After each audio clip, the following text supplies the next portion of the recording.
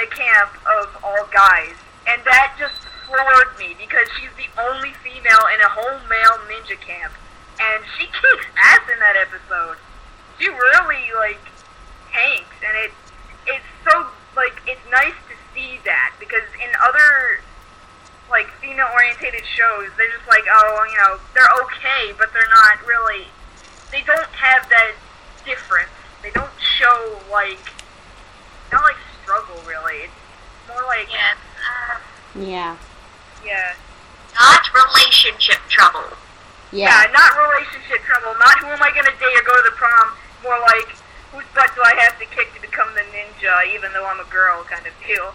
Yeah, that's kind of why Avatar: The Last Airbender became so popular. It's because they didn't have those petty love triangles. And that's why Korra started to fail.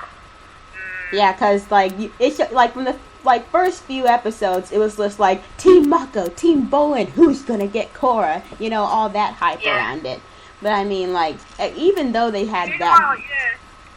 And meanwhile, Korra was like really independent on her own. She didn't need either of them. She sort of just found them. Yeah, exactly. They kind of devolved into being dependent on, you know, men again. They kind of put a bad taste in my mouth. But... Yeah. But I mean, like, that's kind of how, like, Avatar got its, like, you know, maybe fan base from the shippings and stuff. And so the creators thought that maybe this would be the same, like, working formula if they did that for Korra. Which sadly it worked. Which sadly it worked. A good idea for shows is that you take the plot and you leave the shipping to the fans. Yeah, fan input can be good and bad, so you gotta take it sparingly, like in little pieces. If you let it get to their heads too much, then there's gonna be conflict and turmoil and problems, and it'll make the show untasteful for a lot of people. Don't pit your fans against each other, just don't do it. Yeah, it gets crazy. We probably all seen some craziness. You rope them and tease them, but you don't actually give them what they want. Yeah, even though it's worked in the past. So, but what I also wanted to say, along with the male equivalent with Disney XD, is that it's also kind of the opposite for other shows. Take it, for example, My Little Pony. It was supposed to be targeted for young girls, but you see these guys that like My Little Pony too. Can you create your opinion on that? And also, if you like My Little Pony, I kind of like it too. But it's almost like I really like My Little Pony. Yeah. Yeah, same. It's almost like the opposite of it. My boyfriend's a brony. Exactly, and the guys are called bronies, and they have a BronyCon, and Lauren Faust goes there to the BronyCon. So that just shows that she has fan support for these male My Little Pony lovers. But I mean, that's also kind of weird how it's weird how the guys get a lot of recognition for liking it, yet the girls don't really get a lot of recognition for, example with video games. Mm-hmm. Girls who like video games are usually scorned, like, a lot. I am not even kidding here. I can vouch for that completely. But wait, have you seen the new guys just are sort of painted as these brave, valiant heroes, and, I'm sorry, feminists coming out. Oh yeah, I understand that. If you've seen the feminist frequency, then yeah, I get what you're coming from. But yeah. Men get full armor and everything, and women get, oh look, I have cleavage and boobs and butts. I'm also a hero though, but don't pay attention to that. I have butts. Yeah, true, but it's the gaming community for women have gotten a little better. Polls have said that, I think 49% of all gamers are women. So I mean, that's getting better, but it's kind of I would call it an improvement. And we still get made fun of a lot. Yeah, like the whole "go make me a sandwich," stuff like that. Oh, that pisses me off. I saw a shirt saying that in Walmart, and that made me so upset. It's like the male population just has it out for girl gamers, and it's like, then at the same time they wonder where they all are. It's like, yeah, I wonder why. Yeah, it's because of guys like you that scorn us all the time. But I mean, actually, guys, considering that, have you seen this video called it's from College Humor. It's this girl gamer thing. Oh, that video. Yeah. I I already know what video you're talking about. That was beautiful. Yeah, that's amazing. That's also an improvement, because like they're showing like that there is women gamers, and that the tables can be turned if we wanted to on a guy. We just need to acknowledge the quality and all of this, because I have met a whole bunch of girl gamers that can kick a lot of guy gamers' butts, and it's like, they just need to get off their high horses and just accept that girls can be better than them in some things, and if not better, at least at the same level as them. Like, there's no difference just because I'm a woman, I can't, play a game like you can. You know what I mean? There's no, a nice fix to that would just generally be having respect towards other living things. Exactly. Yeah, exactly.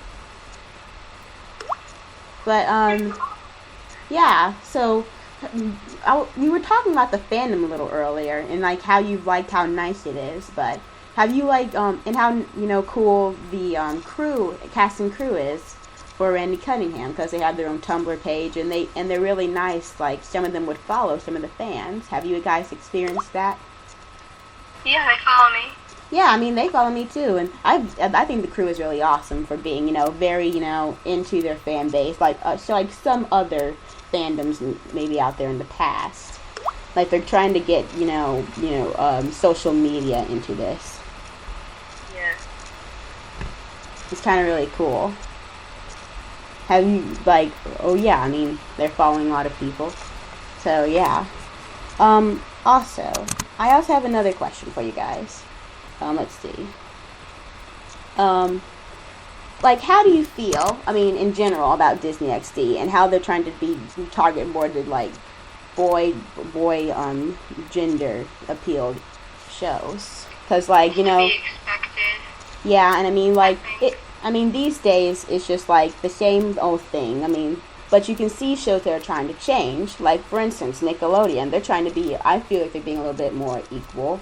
They're trying to get a little bit more equal in their, different shows. Like, there's some sitcoms for girls, maybe appeal to guys if there's some. And then there's a few shows, like the new show Sandra and Craig, which you haven't seen. I'm sure they're trying to appeal to a, younger boy audience with a hint of girl. How do you feel about that? I think it's good that they're trying to... Yeah. I agree with that. Yeah, because, but I mean, is it really working for these people? Is it really working to, target half a network for guys, or target half a network for women? Do you think that would work out in the end, or would it, crumble in the near future? I mean, that's not a very good infrastructure to base shows off gender, but me personally, I enjoy Disney XD a lot more than normal Disney Channel. I mean, I don't want to, say, oh, Disney Channel is completely awful. It's not my taste. I wouldn't sit there and watch it because it's not my thing.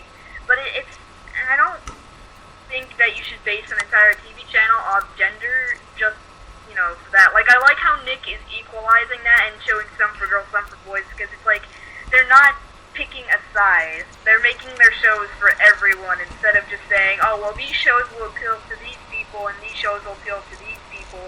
Let's just make 2 separate channels for it, and then, that goes. Quite frankly, I've seen there's a big difference between XD and Disney Channel. I've only seen a few animated series on the normal Disney Channel, whereas XD is full of them.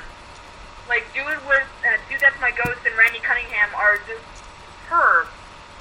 And I just wonder why Disney Channel doesn't have that anymore. Because I used to watch Disney Channel when it had House of Mouse and all those old shows. It's I kind of wish it would go back to that, but it's just not. You know what I mean? Well, actually, they're trying to build it again, with Gravity Falls. And actually, if you didn't hear about it, Craig McCracken and his wife Lauren Faust are starting a new show. It's called Wander Over Yonder, and it's going to be it's going to premiere on Disney XD. My friend's a huge supporter of that, and I am too, because I guess Disney is trying to see the error of their ways and trying to build more of an animation again, like they used to, and also with Toon Disney and stuff. I just wish that a lot more people would know about XD and acknowledge it's there, not just say, oh, you mean the Disney Channel, instead of it's almost like Disney XD is put off to the side and you don't really know about it unless you hear from someone. Yeah, I understand. I didn't know XD existed for the longest time.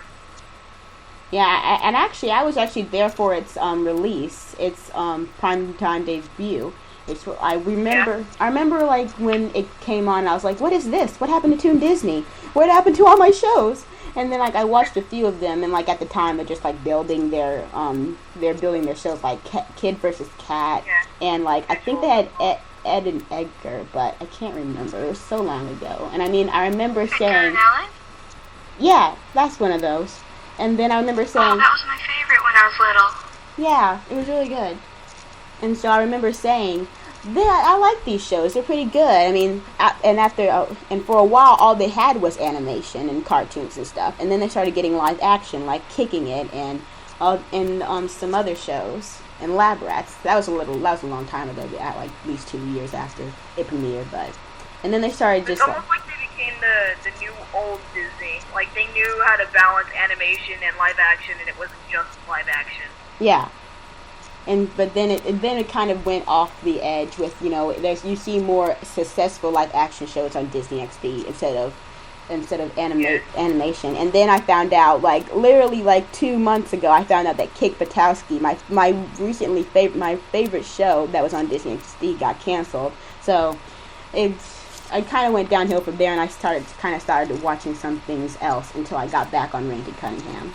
Yeah, sorry to hear about the cancelization for that. I heard that was a good show, actually. It was. It had some really good animation, even though it was made by Flash, which we all know how Flash can be done poorly. Oh, I know how that can be. I know. I animate a little bit in Flash, and it's tedious, very tedious. Yeah, and it turned out really well. Like we've seen some bad Flash shows, and we've seen some really good Flash shows, aka Not pointing any fingers, but Johnny Test. Yes, yeah, oh my God. Yeah. Don't talk to me about that. No. That show has brought me tumors in my brain so bad, because like it seems to be like I know, exactly. It seems to be the problem. Like every show that came on Cartoon Network, like the DC Nation shows and some other good action shows, when they get canceled, people try and blame Johnny Test because it's still on the air.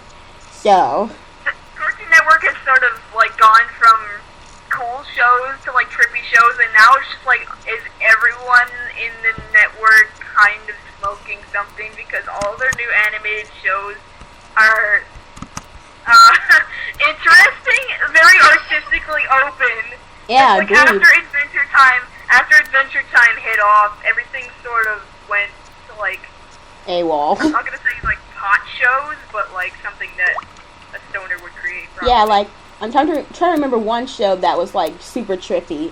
What's that show with that like brown monster dude? Regular show? I can't remember. The what? Regular show? No, not regular show. That's also a very good show. It was like this super short show, and it was just like super trippy, and you thought like, if I put my 2-year-old cousin in front of this show, I thought she was going to have a seizure. I can't remember what it was called. Let me see. It was like, it was just like really super trippy, and it looked like. Yeah, it was just really weird.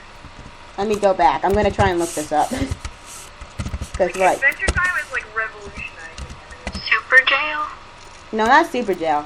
Super Jail's good though. That's on Adult Swim, by the way. Yeah. Which I thought, that's also another studio production from Titmouse, which is created like Randy Cunningham and stuff. Titmouse always makes quality. Yeah, which brings me to the question: what do you think? Like, since Randy Cunningham is made by Titmouse Animation, which is it's an up and coming studio, and it's currently doing like almost half the animated shows on Adult Swim, half the animated shows on, I believe, Disney XD, and a few of Cartoon Network shows. And they also do a few shorts, which is called. They do this short program called 5 Second Short, where all the creators in the whole entire office of Titmouse have to create a short film. And so, like, how do you feel about it, and how do you feel about the studio in general? It's very revitalizing, like, to know that a small studio like that is creating such quality things, but then they're also keeping their animators on their toes by like doing that 5-second thing. Because if you don't let your animators be free with things sort of